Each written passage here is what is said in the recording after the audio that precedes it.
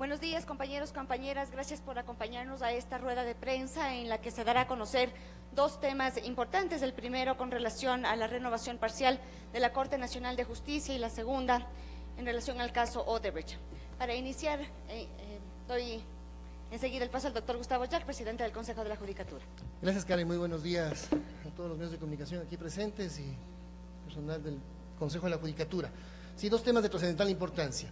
El primero, en relación al concurso de renovación de la Corte Nacional de Justicia, queremos informarles que, de acuerdo a lo que habíamos anunciado en cadena nacional y en la rueda de prensa la semana pasada, hasta el día domingo a las 12 de la noche tenían los interesados en participar en este proceso la posibilidad de presentar su postulación en la página web del Consejo de la Judicatura.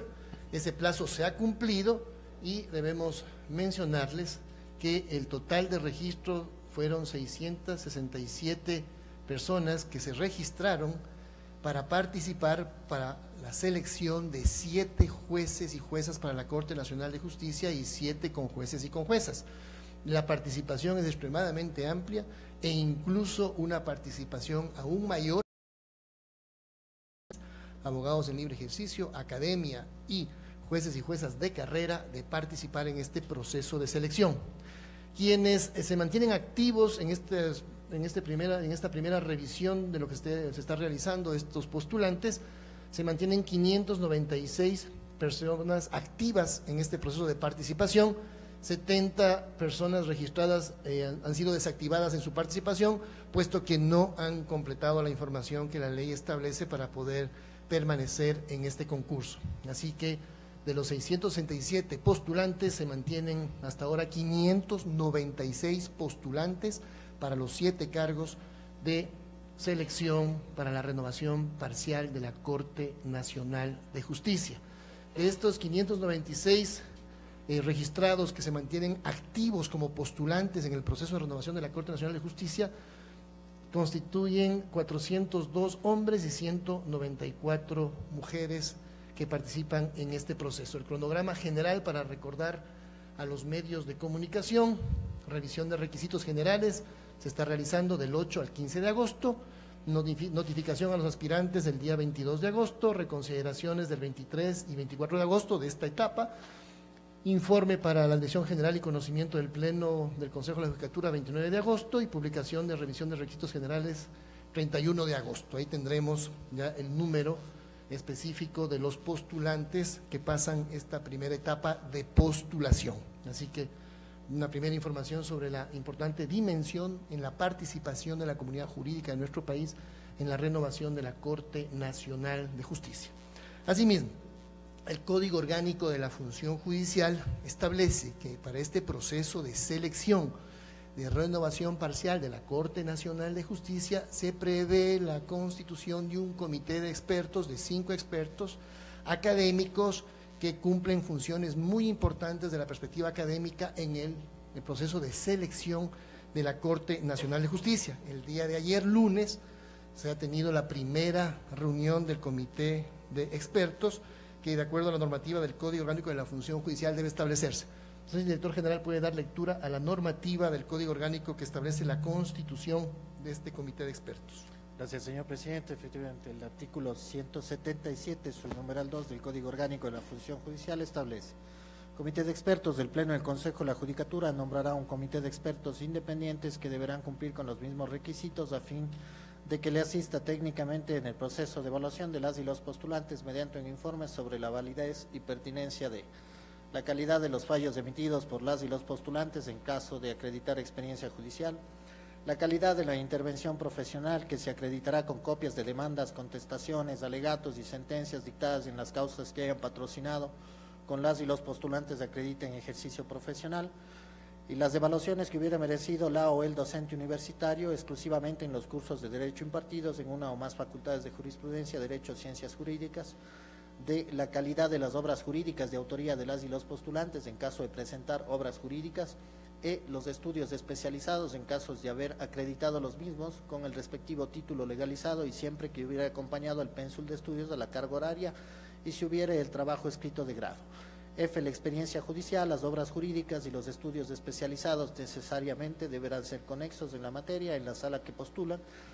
Y G, las evaluaciones sobre desempeño laboral en caso de que sean funcionarios o funcionarias de la función judicial, presidente. El comité de expertos está integrado por el doctor Íñigo Salvador Crespo, decano de la Facultad de Jurisprudencia de la Universidad Católica del Ecuador, de la Pontificia Universidad Católica del Ecuador. La trayectoria del doctor Íñigo es muy conocida, además es especialista en relaciones internacionales, docente de la Universidad Andina Simón Bolívar, de la Universidad Católica. Él es parte de este comité de expertos, decano de la Facultad de Jurisprudencia de la Universidad Católica del Ecuador, también miembro del comité de expertos de este comité académico, el doctor Enrique Pozo Cabrera, que es rector de la Universidad Católica de Cuenca, también con una amplia trayectoria académica. Igualmente la doctora Zoila Ojeda Ordóñez, es delegada de la Universidad Central del Ecuador para este proceso de selección. Ella es docente de la Universidad Central del Ecuador, también con una amplia experiencia tanto en la academia como en la propia función judicial.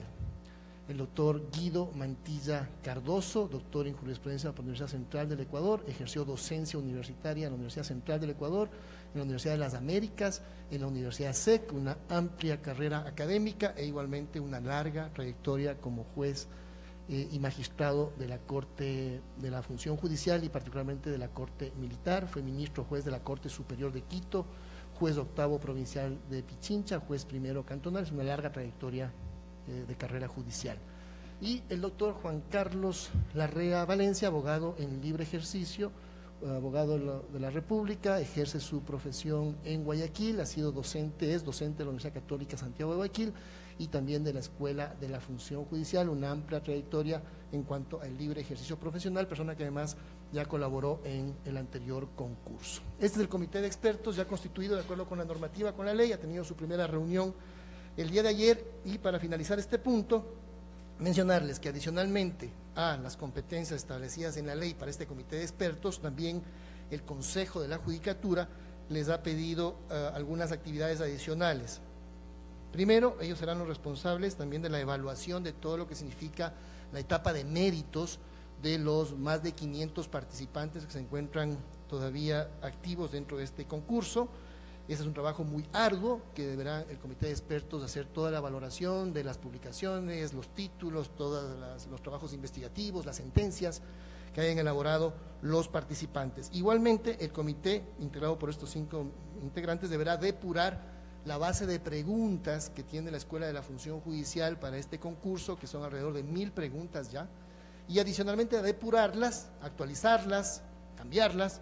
También elaborarán cada uno 100 preguntas más, es decir, serán 500 preguntas más para el banco de preguntas de este concurso, serán alrededor, por lo tanto, de 1400 preguntas, 1500 preguntas de este banco, que adicionalmente será hecho público, al menos dice la norma 2 días antes, pero en nuestra práctica ha sido hacerlo más tiempo, puede ser hasta 5 días. 5 días antes será hecho público este banco de preguntas de el momento en el que se realicen las pruebas teóricas. Igualmente, al banco que ya existe de alrededor de 300 casos, ellos van a depurar esos casos, pueden cambiar integralmente el banco de casos e igualmente integrar cada uno al menos 20 casos más que serán utilizados en las pruebas prácticas. Es decir, aspiramos a tener un banco de alrededor de 500 o 600 casos prácticos que serán sorteados en ese momento con la presencia de notario de manera pública, y también será sorteado el tribunal ante el cual tendrán que defender y sostener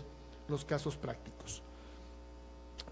Revisarán todo el banco de preguntas, lo he mencionado, y también otras actividades como participar en las audiencias públicas de entrevista que se realizarán en el mes de septiembre para que la ciudadanía conozca de mejor manera a todos los postulantes. También el comité de expertos participará en el cuestionamiento y en la entrevista pública, que como hemos recordado la hacemos al inicio del proceso, no al final, y que no es una nota, sino que es parte del proceso de impugnación ciudadana para que la ciudadanía conozca mejor a los candidatos y presente las impugnaciones que considere pertinentes. Estos los avances en esta primeros 10 días de lanzamiento del concurso de renovación de la Corte Nacional de Justicia. Otro punto que queríamos dar a conocer a los medios de comunicación es que el día de ayer en audiencia pública, en el caso relacionado con el juzgamiento del ex Contralor del Estado, el doctor Carlos Pollitt, en audiencia pública, la Fiscalía General del Estado ha dado a conocer un audio. En ese audio, en la Pollitt habría potencialmente incidido en una decisión de un juez de la Corte Nacional de Justicia. Ese hecho, establecido el día de ayer a través de un audio en audiencia pública, no puede dejar de ser investigado fehacientemente para determinar la veracidad de esos hechos y determinar eventuales responsabilidades del funcionario judicial a cargo de dicho caso, ya que se menciona que dicha intervención habría provocado que se declare como maliciosa y temeraria una denuncia presentada por un grupo de ciudadanos. En efecto, posteriormente, esto ocurrió, esa decisión judicial determinó la declaratoria de malicia y temeridad. Vamos a investigar la relación existente entre lo que se menciona en ese audio y lo que ocurrió en esa providencia judicial. Se ha determinado que quien actuó en dicho proceso es el doctor Marco Maldonado Castro. He dispuesto el día de hoy a la Dirección Jurídica del Consejo de la Judicatura, órgano competente, que abra la investigación y el expediente disciplinario pertinente para determinar la veracidad y los hechos objetivos que puedan determinar si existe responsabilidad a nivel del funcionario judicial y determinar si existió o no dicha injerencia y tomar las medidas disciplinarias pertinentes. Nuestra vida ha estado comprometida con la independencia judicial toda la vida. Siempre hemos estado comprometidos con la independencia judicial y en el ámbito de nuestra competencia tomaremos todas las medidas para garantizar que siempre se decida en derecho, motivadamente, sin injerencias de órganos no jurisdiccionales, no pertinentes a la función judicial, y cada juez decida en méritos del proceso. Así que hemos abierto dicha investigación, pero debo informar también, para conocimiento global de la comunidad, que la semana pasada, por otro caso, el doctor Maldonado Castro ya tiene una investigación y un expediente de investigación disciplinaria por otro caso relacionado con eventuales tráficos de influencias. Y ahora nos aparece esta otra información producto de el conocimiento público que ha hecho la Fiscalía de este audio y por lo tanto hemos procedido también a abrir una nueva investigación sobre los hechos que ayer se han hecho públicos en el audio y en audiencia pública. Así que estos dos hechos queríamos poner en conocimiento de los medios de comunicación. Tenemos ahora una inquietud de la prensa y es de Sara Ortiz, de Diario El Comercio. Hola, buenos días. Doctor Yal, ¿nos puede contar un poco cómo es el trámite en el caso del proceso disciplinario contra el doctor Maldonado? Si él está actualmente suspendido, puede seguir actuando y qué cosas o qué elementos se necesitan para determinar que efectivamente hubo algún tipo de injerencia. O sea, sí. ¿Cómo se comprobaría eso? Sí, justamente. Primero se ha abierto una investigación porque lo que tenemos aquí es un indicio y por lo tanto es un indicio suficiente para abrir una investigación. Esta investigación puede determinar finalmente el inicio de un sumario disciplinario y bajo el debido proceso, el doctor Maldonado tendrá todo el derecho, por supuesto, a la defensa y bajo el debido proceso que lo tramita la Dirección General y la Dirección Jurídica, llevarán un informe final al Pleno del Consejo de la Judicatura, quien determinaría si existen o no responsabilidades. En el ámbito de investigación, la Dirección Jurídica convoca a los funcionarios judiciales pertinentes para que declaren sus versiones y también le pediremos a la Fiscalía que colabore con nosotros en el desarrollo de esta investigación que no es en el ámbito penal sino en el ámbito disciplinario, pero también le pediremos colaboración a la Fiscalía si tiene otros elementos que nos permitan determinar los niveles de eventual responsabilidad que podrían ahí existir. Entonces son dos etapas, una la de investigación y segundo la del sumario pertinente que finalmente puede desembocar en un informe al Pleno del Consejo quien tomará las medidas pertinentes. Por supuesto hay etapas probatorias y el sumariado tendrá todo el derecho para ejercer su defensa. No está suspendido. Sigue actuando, no tenemos en este momento una medida de suspensión, sino que está actuando, pero se ha abierto la investigación pertinente.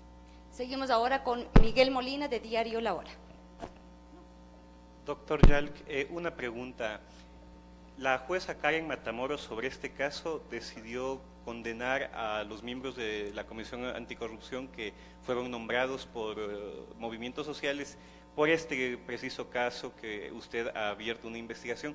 ¿No se trataría esa sentencia como fue consecuencia, digamos, de la declaración de maliciosa y temeraria que hizo el doctor Maldonado, el caso contra la comisión? ¿No se trataría de una cosa juzgada fraudulenta o también se procederá a revisar la sentencia de la doctora Matamoros, que en realidad no tuvo efectos porque el Contralor desistió de que se les envíe a la cárcel, pero jurídicamente es una sentencia que se sostiene en una sentencia probablemente fraudulenta? Okay. Primero una precisión, no hay una suspensión medida cautelar.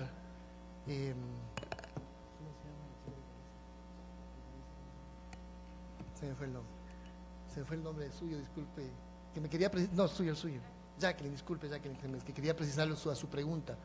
No hay una medida cautelar, alguien más lo preguntó, porque estas normalmente se dan cuando hay un juez que está actuando y en el mismo caso se quiere evitar que haya un daño, en este caso ya no lo está conociendo, pero el sumario se ha abierto, ¿verdad? Mejor dicho, la etapa de investigación se ha abierto. En segundo lugar, miren, nos pueden o no gustar las decisiones judiciales, y las partes procesales tienen derecho a las impugnaciones que consideren pertinentes, las apelaciones, la revisión, la casación. Así que no es un tema de que nos guste o no una decisión. En este caso no, lo que estamos abriendo la investigación no es por haber declarado la maliciosa temeridad, eso es parte en principio del criterio judicial. Es que eventualmente puede haber existido una injerencia indebida para llegar a esa conclusión. Lo que vamos a investigar no es el criterio judicial,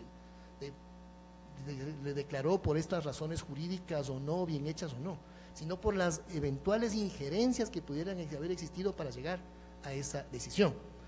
No es el mismo caso el de la doctora Karen Matamoros, no es el mismo caso, se trata de otro caso, pero aparte de aquello debo decirle que en ese caso la doctora Matamoros no tiene ningún expediente, pero entiendo que tiene 3 expedientes abiertos por otras razones. Es decir, cada funcionario judicial tendrá que responder por sus actuaciones de acuerdo al debido proceso y las actuaciones que hayan tenido, pero son 2 casos distintos en todo caso, no es el mismo. Tenemos una última pregunta y es de Daniel Borja de Canal 1. Aló, doctor Yal, buenas tardes, por acá. ¿Cuál sería la sanción para el juez si se llegase a comprobar de que cometió esta falta, tanto en el proceso del doctor Poli, en el que estaría involucrado, y en el otro que ya está abierto un sumario? Sí, estamos en una etapa de investigación, justamente será la etapa de investigación que determine finalmente la tipicidad con la cual se abriría un sumario. Podría ser lo establecido en el artículo 108 de la función del Código de la Función Judicial, que puede determinar suspensiones temporales, o lo establecido en el artículo 109, en los que podría determinarse una destitución. Esto en función de lo que la dirección jurídica en su momento le informe al Pleno del Consejo de la Judicatura, de acuerdo a la tipicidad que determine de acuerdo a los hechos. En principio, podría decirle que estos hechos gravísimos podrían encajar en la tipicidad de los artículos del 109 del Código Orgánico de la Función Judicial, es decir, de destitución. Ahora bien, todo funcionario y toda persona tiene derecho al debido proceso y a la debida defensa, ejercerá su debida defensa del funcionario y veremos finalmente la decisión del Pleno. Eventualmente podría determinarse aquello y en ese caso remitiríamos el expediente a la Fiscalía General del Estado. Seguimos ahora con Olga Velasco de Ecuador TV. Doctor, buenos días. Solamente una aclaración. El cargo que actualmente ocupa el juez Marco Maldonado, por favor, ¿actualmente es juez o con juez? Es con juez de la Corte Nacional de Justicia.